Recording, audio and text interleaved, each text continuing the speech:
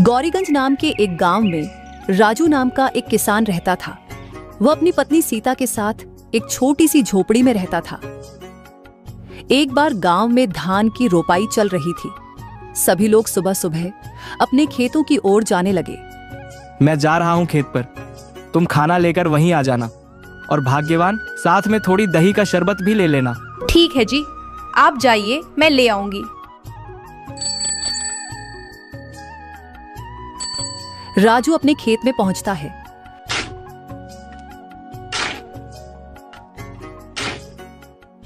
वह काम कर ही रहा होता है कि तभी खेतों में दो आदमी आते हैं। उनमें से एक आदमी छाता लेकर चल रहा था, मुखिया अमरचंद और उनका खास आदमी चंदन। साहब, ये है राजू। हर साल इसकी बहुत अच्छी फसल आती है। मैं तो कहता हूँ कि इसे ही 8 बोरी अनाज के लिए बोल देते हैं। गरीब है मालिक, 2 पैसा कमा लेगा तो दुआ ही देगा। ठीक है चंदन, तुम जाकर इसे बता दो। जी मालिक। अरे ओ राजू, सुन तो। क्या बात है चंदन भाई? मुखिया जी तुझसे मिलना चाहते हैं। मुझसे मिलना चाहते हैं? पर क्यों? अरे वह तुम्हारी फसल खरीदना चाहते हैं। चल अब जल्दी जा। जी मुखिया जी। आओ राजू आओ, सुना है तुम्हारी फसल बहुत अच्छी होती है। क्या इस बार की फसल तुम हमें बेचना चाहोगे? बाजार से भी अच्छा दाम दे दूंगा। ये तो हमारे लिए सौभाग्य की बात है मालिक। तो फिर ठीक है, जिस दिन तुम्हारी फसल तैयार हो जाएगी हमें खबर भिजवा देना। हम अपने आदमियों को भेज देंगे, वो लोग तुम्हारी फसल काटने में मदद कर देंगे। अरे पैसे भी तुम्हारे घर पर भिजवा देंगे। उसके बाद मुखिया वहां से चला जाता है और राजू फिर से अपने खेत में काम करने लगता है। तभी सीता वहां खाना लेकर आती है।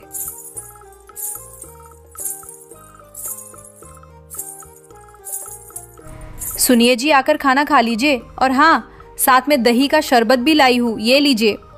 इसके बाद राजू सीता के पास पहुंच जाता है। लाओ लाओ, बड़ी भूख लगी है। सीता, आज खेतों पर मुखिया जी आए थे। पता है उन्होंने क्या कहा? उन्होंने कहा है कि इस बार वह हमारी फसल खरीदेंगे और बाजार से अच्छा दाम भी देंगे। क्या कहा जी? ये तो बड़ी अच्छी बात है। ये सब भोलेनाथ की कृपा से हुआ है। अजी, मैं कहती थी ना, एक दिन सब ठीक हो जाएगा। हाँ सीता, भोलेनाथ करें ऐसा ही हो। फिर दोनों साथ में बैठकर खेतों पर ही खाना खाते हैं। सुबह से दोपहर तक काम करने के बाद राजू घर आता है। राजू घर जाकर सो गया। शाम को जब वह उठा तो बाहर के क्यारी से सब्जियां तोड़े। सीता माँ, सब्जियों को बाजार में बेचकर आता हूँ, ठीक है ना? सुनिए जी, आप समय से घर आ जाइएगा, रात होने से पहले। ठीक है भाग्यवान। बाजार में सब्जियां बेचने के बाद राजू को एक बूढ़ी औरत दिखती है जो मछलियां बेच रही थी। मछली कैसे दे रही हो काकी? बेटा राजू, भगवान की कृपा से आज तुम मेरी सारी मछलियां बिक गईं। अब शाम भी हो रही है और मुझे घर भी जाना है। एक काम करो, 100 रुपए में तुम ये दोनों मछली ले जाओ। ये लो काकी, 100 रुपए।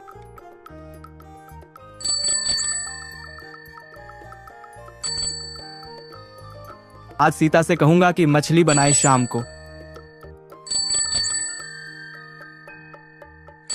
घर पहुंचकर राजू बोला, अरे ओ सीता, कहाँ हो? ये लो मछली लाया हूँ, आज शाम को मछली ही बनाना, बहुत मन कर रहा है। हाँ जी, ठीक है, मैं खाना बनाना शुरू करती हूँ, तब तक आप हाथ मुंह धो लीजिए, ठीक है? अरे वाह, तुम्हारा तो कोई जवाब नहीं। क्या मछली बनाई है? आह, मजा आ गया। इस तरह से कई महीने बीत गए और राजू की खेतों में सोने की तरह फसल उग आई। सीता, मैं खेत पर जा रहा हूं, मुखिया के आदमी पहुंचते ही होंगे।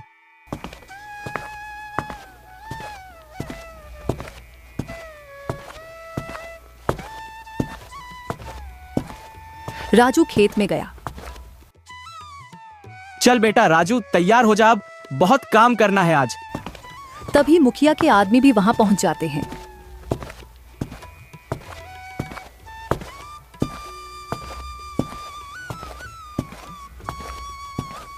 चलो जल्दी जल्दी काम पे लग जाओ साहब। मलिक ने कहा है कि सारे फसलों की कटाई करके राजू के घर पहुंचा देना। सबने मिलकर फसल काटी और 8 बोरियां तैयार कर दी। तभी वहां सीता भी आ जाती है। अरे ये क्या, इतनी जल्दी काम भी हो गया? इसलिए तो कहते हैं सीता की एकता में बाल है। जो काम मुझे अकेले करने में 2-3 दिन का समय लगता, वह काम हम 4 लोगों ने मिलकर कुछ ही घंटे में कर दिया।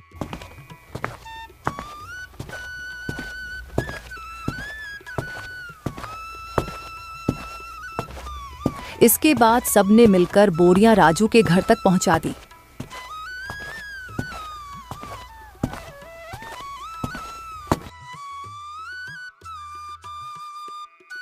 चलो भाई राजू, अब हम चलते हैं। कल हम सब आके ये बोरियां सेठ के घर ले जाएंगे।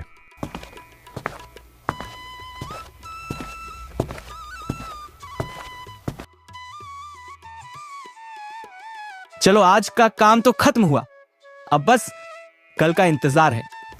उसने सारी बोरियां एक कमरे में रख दी और सोने चला गया। तभी आधी रात को राजू के घर के बाहर कुछ चोर आते हैं। मेरी बात ध्यान से सुनो, हमें पूरा काम करके ही लौटना है। खाली हाथ लौटे तो सरदार हमें छोड़ेंगे नहीं। वह चोर धीरे धीरे राजू के घर से सारी बोरियां चुरा कर ले गए।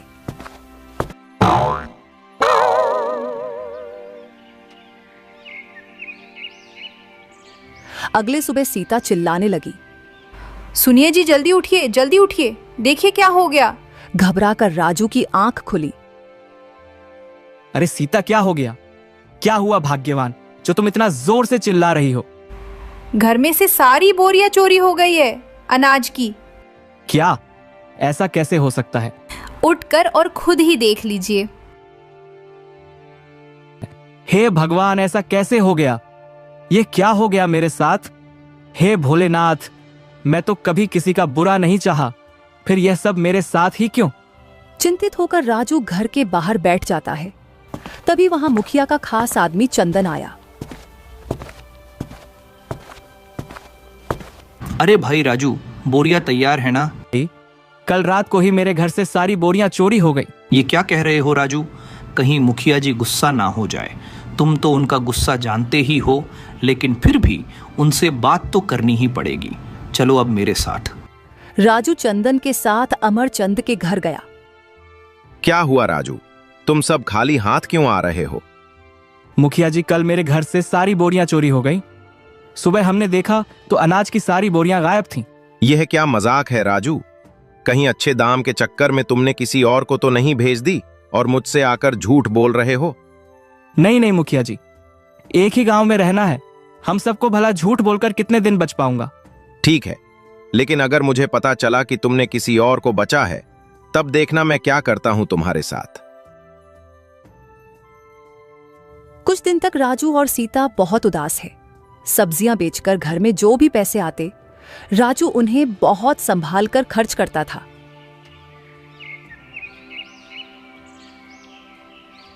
एक दिन राजू खाना खाने बैठा और सीता भी उसके पास ही बैठी थी। सुनिए ना, कितने दिन हो गए हमें इस तरह से सब्जियां बेचकर गुजारा करते हुए, लेकिन फिर भी हमारा घर नहीं चल पा रहा है।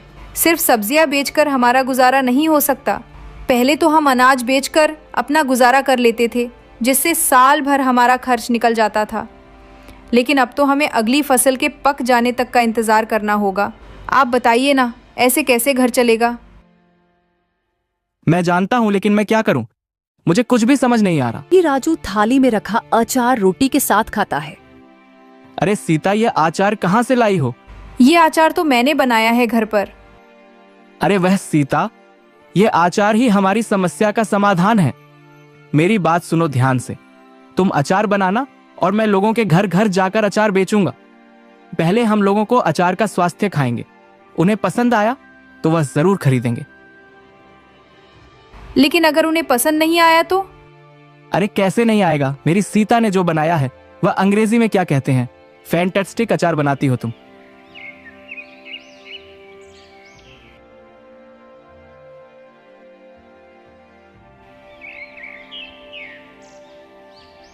अगले दिन से सीता अचार बनाने लगी और सबको डिब्बों में पैक कर दिया और राजू अचार साइकिल पर रखकर निकल पड़ा।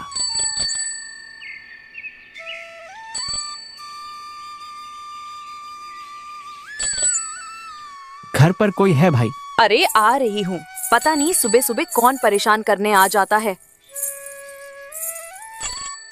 अरे राजू भैया, आप सुबह सुबह यहाँ कैसे आना हुआ? अचार बेचने का काम शुरू किया है भाभी जी, इसीलिए घर घर जाकर अचार बेच रहा हूँ। खरीदना चाहेंगी 100 रुपए में? जरूर भैया, जरा चखाना तो। उस औरत ने अचार चखा तो उसे बहुत पसंद आया। सच में राजू भैया, ये अचार तो बहुत स्वादिष्ट है। मुझे एक डिब्बी दे दीजिए।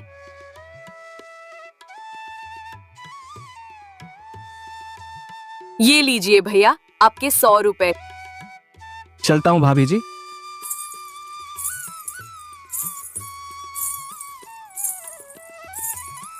पैसे लेकर राजू आगे बढ़ गया। अरे राजू, तू यहाँ और बता, कैसा है? उस चोरी के बारे में सुनकर बहुत बुरा लगा भाई। जाने दो भाई, अब क्या ही कर सकते हैं। अच्छा ये बताओ, बाहर से अचार खरीदते हो क्या? हाँ, क्यों? मैंने अचार बेचना शुरू किया है भाई, खरीदना चाहोगे क्या? राजू ने उसे थोड़ा सा अचार छकने को दिया। अरे वो राजू किसने बनाया ये? सीता ने। भाभी को कहना कि बहुत अच्छा अचार बनती है। बताओ भाई, खरीदोगे? हाँ भाई, एक काम करो, मुझे 2 डिब्बी दे दो। दूसरों से भी तो खरीदता ही हूँ, क्यों ना तुमसे ही खरीद लूं। भाई तुम्हारे 200 हो गए। हाँ भाई, ये लो। उसे 2 डिब्बी देखकर राजू आगे बढ़ गया। पूरा दिन राजू साइकिल पर चलते हुए अचार बेचता रहा। धीरे धीरे राजू का सारा अचार बिक गया। सीता, अरे ओ सीता, कहाँ हो भाग्यवान, जरा इधर तो आना। क्या हुआ जी, अचार बिका या नहीं? अरे सीता, हमारा 4 हाथों हाथ बिक गया, एक भी डब्बा नहीं लौटा। क्या आप सच कह रहे हैं? ये तो बहुत अच्छी बात है। अगर विश्वास नहीं होता तो तुम बाहर जाकर देख लो। सीता ने बाहर जाकर देखा तो साइकिल पर टोकरी खाली रखी हुई थी। इसका मतलब सारा अचार बिक चुका था। ये देखकर सीता बहुत खुश हो जाती है। अब बस तुम ऐसे ही अचार बनाते रहो और मैं घर घर जाकर बेचता रहूंगा। हाँ जी, आप बिल्कुल ठीक कह रहे हैं। मैं तो कहती हूँ कि आप दूसरे गांव में जाकर भी अचार बेचा कीजिए। आप जितना ज्यादा अचार बेचेंगे उतना ही तो हमारा फायदा होगा ना। अब से मैं और भी ज्यादा अचार बनाकर दे दिया करूंगी और आप दूसरे गांव में भी बेचना। ठीक कहा तुमने, मैं ऐसा ही करूंगा। अब कल से तुम और भी ज्यादा अचार बनाना। हाँ जी, आप 1 हफ्ते रुक जाइए। 1 हफ्ते में बहुत सारा अचार बनाकर तैयार कर दूंगी। उसके बाद आप बेचने जाना, क्योंकि अचार पकाने में भी तो समय लगता है ना। सीता अचार बनाना शुरू कर देती है और राजू बाजार में सब्जियां बेचता है।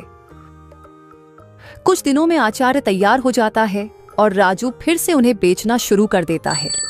अब राजू दूर दूर के गांव में जाकर भी अचार बेचा करता था। अब धीरे धीरे करके सीता का बनाया हुआ अचार हर जगह लोकप्रिय हो जाता है। अब राजू अपनी अचार की दुकान खोल लेता है। अब जिसे भी अचार खरीदना होता वह राजू की ही दुकान पर जाता था।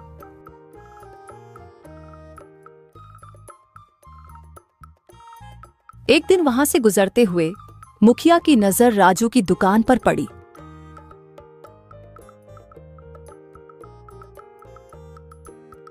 क्या बात है राजू, तूने तो अपनी दुकान खोल ली। जरा अपना अचार तो चखना। मैंने सुना है तुम्हारा अचार लोगों को बहुत पसंद आ रहा है। ये तो सबका प्यार है मुखिया जी। ये लीजिए, आप भी चखिए। अरे वाह राजू, ये तो बहुत बढ़िया अचार है। मेरे घर पर कुछ दिनों बाद भंडारा है, इसलिए कुछ दिनों बाद मेरे घर पर 30 किलो अचार भिजवा देना। मैं अपने आदमियों को तुम्हारे घर भिजवा दूंगा। वो जाकर अचार ले आएंगे और तुम्हारे पैसे भी दे देंगे। जी मुखिया जी। कुछ दिन ऐसे ही बीत जाते हैं। एक रात राजू और सीता मुखिया के आदमियों का इंतजार कर रहे थे। अजी, मुझे तो लगता है कि आज कोई नहीं आने वाला। हमें सो जाना चाहिए। तुम ठीक कहती हो सीता, हमें सो जाना चाहिए। फिर दोनों सो जाते हैं।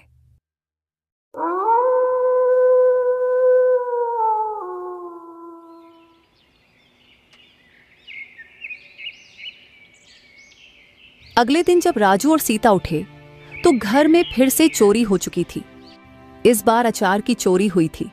सुनिए जी, घर में फिर से चोरी हो गई है। किसी ने हमारा रखा हुआ सारा अचार चुरा लिया। राजू जल्दी से उठा और वहां गया जहां उसने अचार रखा था। ये सब देखकर राजू बहुत निराश हो गया। हे भगवान, यह क्या हो गया सीता? मैं मुखिया जी को बात कराता हूँ, कहीं और से उन्हें पता चल गया तो गुस्सा करेंगे।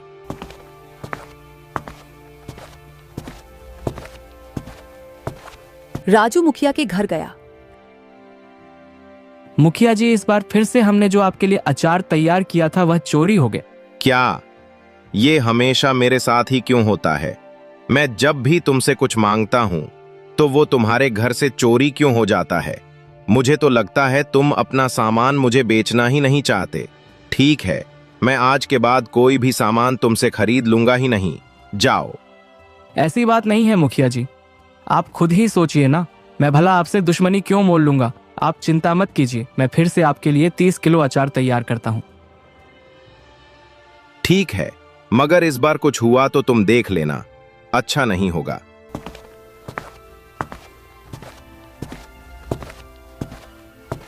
राजू अपने घर गया और चिंता में डूब गया। इस बार राजू ने ढेर सारे डिब्बों को एक साथ रखा और सोने चला गया। अचानक रात को चिल्लाने की आवाज आई। अरे ये क्या कर दिया? कोई बचाओ हमें! पानी! अरे कोई पानी दो हमें! मेरी आंखें जल रही हैं। राजू ने जाकर देखा जहां उसने अचार की डिबिया रखी थी तो सारे के सारे चोर दर्द से चिल्ला रहे थे। पानी! अरे कोई पानी दो हमें! मेरी आंखें जल रही हैं। अब आया ना मजा? तुम लोगों को तो जैसे आदत ही पड़ गई थी मेरे घर में चोरी करने की। क्या मजा आता है तुम्हें यह सब करने में? जितना दिमाग चोरी में लगते हो उसकी जगह कुछ और कर लेते ना तो अभी इज्जत की जिंदगी जी रहे होते। पर नहीं, तुम्हें तो चोरी ही करनी है। अब मिलते रहो अपने आंख। चलो बताओ, क्यों चोरी कर रहे थे? किसने कहा था तुम्हें यह सब करने को? ये सब हम अपनी मर्जी से नहीं कर रहे थे, ये सब हमने चंदन के कहने पर किया। क्या कहा तुमने? चंदन? भला उसे क्या जरूरत पड़ गई? वो सब मुझे नहीं पता, हम लोग को माफ कर दीजिए, पुलिस को मत बुलाइएगा। ठीक है, मैं पुलिस नहीं बुलाऊंगा, लेकिन मेरी एक शर्त है। अगर तुमने गांव में फिर से चोरी की तो मैं चंदन से गवाही दिलवाकर तुम सबको जेल में डलवा दूंगा। ऐसी नौबत नहीं आएगी राजू भाई, हमें माफ कर दो। फिर सारे चोर चले गए। अगले दिन राजू मुखिया जी के घर गया और उसे रात की सारी कहानी बताई। मुखिया जी, ये सारी चोरियां चंदन ने करवाई है। तुम इतने यकीन से कैसे कह सकते हो कि यह सब चंदन का काम है? कल रात मैंने चोरों को पकड़ने के लिए एक जाल बिछाया था। सारे अचार को एक कमरे में रखकर दरवाजा बंद कर दिया था और दरवाजे के ऊपर लाल मिर्च रख दी थी। जैसे ही चोरों ने दरवाजा खोला, वह मिर्च उन पर गिर गई और वे लोग पानी पानी चिल्लाने लगे। मैं उनके पास गया तो उन लोगों ने तोते की तरह सब मेरे सामने उगल दिया। मुखिया के आदमी चंदन को पकड़ कर लाते हैं। मुझे माफ कर दीजिए मुखिया जी, मैं इतने सालों से आपके लिए काम कर रहा हूं, कुछ तो रहम कीजिए। माफ कर दीजिए मालिक। मेरे साथ तो तुमने जो किया सो किया, पर गलत तो तुमने राजू के साथ भी किया है। मगर मुझे एक बात समझ में नहीं आए कि तुम यह सब कर क्यों रहे थे। मैंने तो कभी तुम्हें किसी चीज की कमी नहीं होने दी, फिर तुमने ऐसा क्यों किया? तू ही मेरा सबसे खास आदमी था, जो भी कहा वो दिया, कभी किसी चीज की कमी नहीं होने दी। फिर भी जब भी मैं कुछ मंगवाता था तू उससे एक रात पहले चोरी क्यों करवा देता था? बताने की हिम्मत रखता है तो सच सच बता। मालिक, आपने सही कहा, आपने कभी कोई कमी नहीं होने दी, लेकिन मेरा मन हमेशा डरता रहता था कि अगर एक दिन आपने मुझे निकाल दिया या मेरा भरोसा उठा लिया तो मैं क्या करूंगा। इसलिए मैं पहले ही चीजें चोरी करवा देता था ताकि मैं खुद पर टिक सकूं। गलत किया मालिक, पर डर से किया। मुझे माफ कर दो राजू भाई। ये सब तुम कर रहे थे चंदन, और मैं इतने दिनों से परेशान था। मानता हूं ये सब तुमने डर से किया, लेकिन मैं तुम्हें माफ नहीं कर सकता।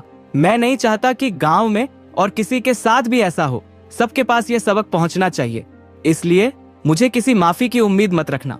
तभी पुलिस वाले आते हैं और चंदन को अपने साथ गिरफ्तार करके ले जाते हैं। भाइयों, अचार ले आओ। मुखिया के आदमी ढेर सारा अचार ले आए। यह लीजिए मुखिया जी, इस बार हमारा सामान आपके घर तक पहुंच ही गया। हाँ राजू, यह लो तुम्हारे पैसे। तुम सच में मेहनती और ईमानदार किसान हो। आपका बहुत बहुत शुक्रिया मलिक। अब मैं चलता हूँ। फिर राजू अपने घर लौट गया और इसके बाद से उसके घर कभी कोई चोरी नहीं हुई और राजू का काम भी अच्छे से चलने लगा।